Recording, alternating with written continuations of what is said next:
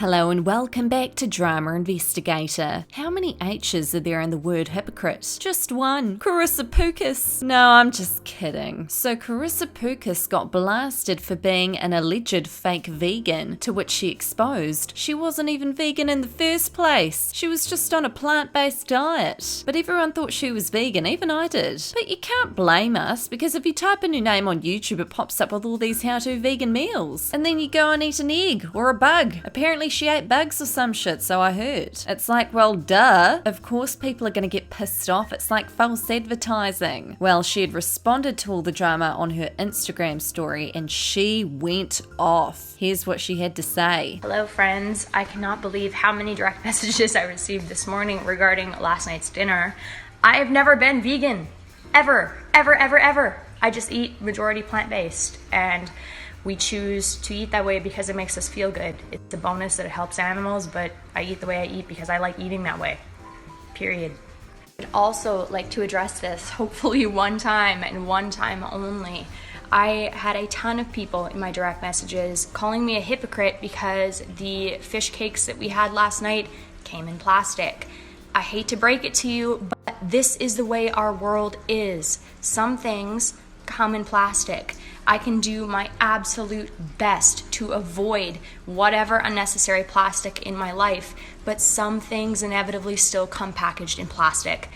I'm never going to be perfect. I'm never preaching to be perfect. I am saying to do the best that you can when you have a choice in front of you. Period. That doesn't make me a hypocrite for occasionally buying something in plastic. 9 times out of 10, I'm probably looking for the item that isn't packaged and I would choose that first. But some things come in plastic, you guys, so stop nitpicking. At the end of the day, I'm doing the absolute best that I can, but I am going to be so upfront and open that I am not perfect. I will never be perfect. I will sometimes have a takeaway container that is plastic. I sometimes will buy an item of food or item that is wrapped in plastic. That's just the world that we live in. And I'm afraid that the plastic-free movement is going to become like how veganism became, because in my opinion, vegans ruined veganism and they pushed it so hard on absolutely everyone and shamed people when they made a choice that a vegan wouldn't make. And that nitpicking and scrutiny and shame is what completely turns people off of the cause. I think the biggest thing to remember is that I am a human being. Like, I'm not some perfect person that's up on a pedestal that's telling you how to live your life, this or that. I have consented to learning in public. I've consented to potentially putting myself out there to scrutiny and to people making these comments, and I get that. But at the end of the day, I'm not sitting here trying to pretend like I'm doing all the right things. I'm a human being who fucks up all the time. And all I'm trying to do is to share my journey with you guys, showing where I've made different changes in my life to be better, to hopefully inspire you guys to do the same. So that's where I'm at. Fuck off my DMs. Okay, I'm really happy that I'm not alone in this, and I really appreciate reading your guys' conversations on this topic in my direct messages.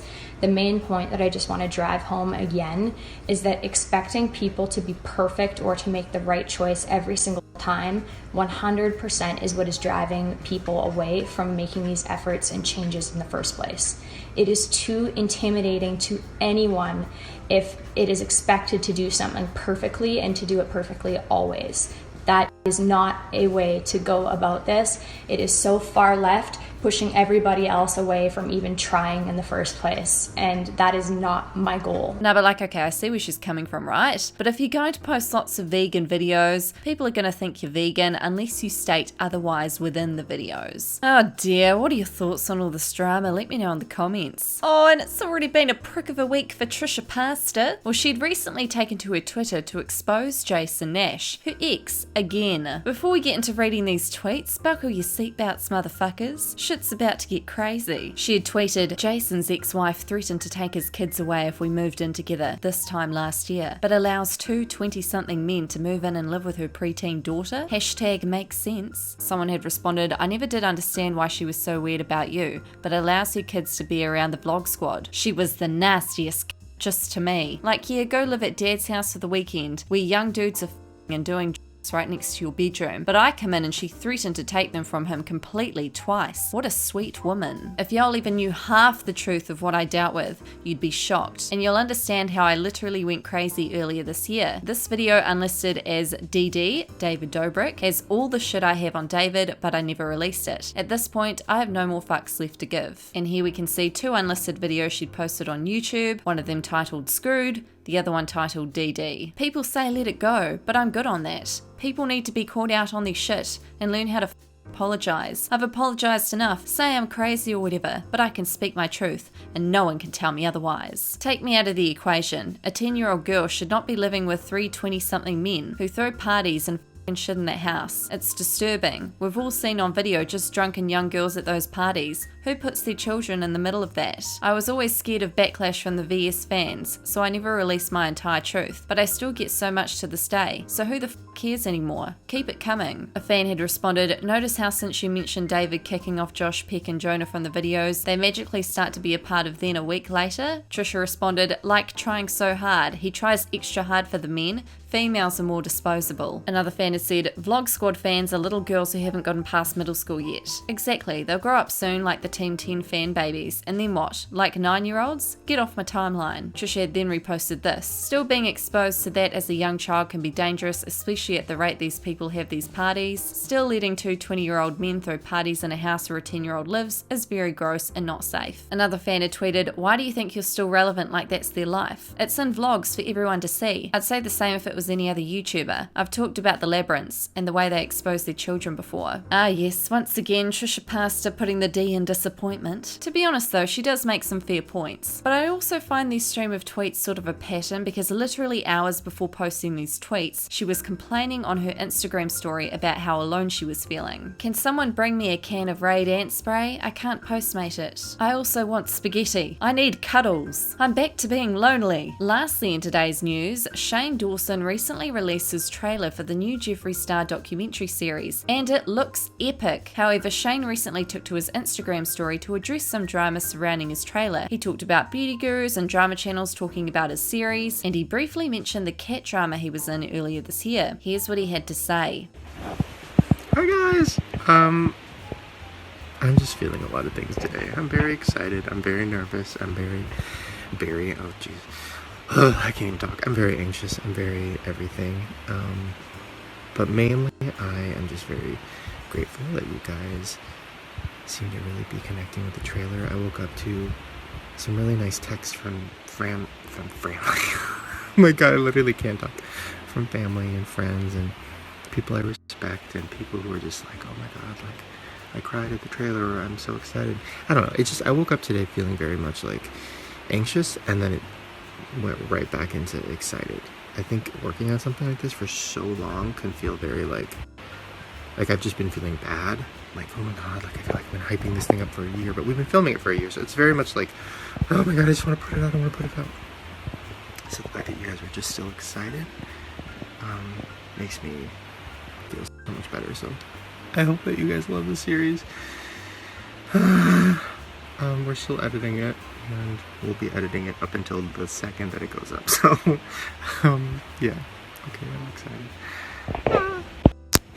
Also, I'm fully aware that there was, going to be a bunch of drama videos about the trailer. Obviously, I knew that. Duh. And it's one of those things where if I'm doing a series with Jeffree about the beauty world, there's going to be drama, right? There's going to be drama videos. There's going to be people talking about it. There's going to be stuff like that because it's Jeffree. It's the beauty world. It's gurus who are all just, they love talking about each other, subtweeting, tweeting, and going crazy, and it's the beauty world, which has been very, very stressful, but also fascinating, which I hope comes across in the series. But also just know, I have seen a lot of people being like, oh, what are they going to talk about? Oh, this, that. And, like, it was my experience this whole year. And there was a lot of crazy stuff that happened to me, too. I mean, the cat thing, a lot of things happened this year. But just know, I've never done anything or made a video or wanted to do a video that was going to hurt anyone or, I don't know, mess anybody's shit up. It's not what I'm trying to do. Everybody that's involved in the series knows that. Everything I make, I try to have have a good message and end positively. I'm not trying to make it fucking depressing, you know, whatever. So everything I do is with love. So yes, there's drama and tea and all that stuff, but at the end of the day, it's, oh my god, that's so weird. Everything keeps like full circling. This is a card I made for Ryland. And it says, you want to know the real tea? And I made a little cup of tea out of clay. And then you open it up and it says, you're my best friend. That was from a year ago. Anyways, see? Love tea. That's a series. Okay, I'm gonna get back to editing. Please, no. I have to edit. I have to edit. I love you. What are your thoughts on all this drama? Let me know in the comments. That's all for this investigation. Don't forget to subscribe, hit that notification bell. My social media will be linked down below, and I'll see you guys in our next investigation.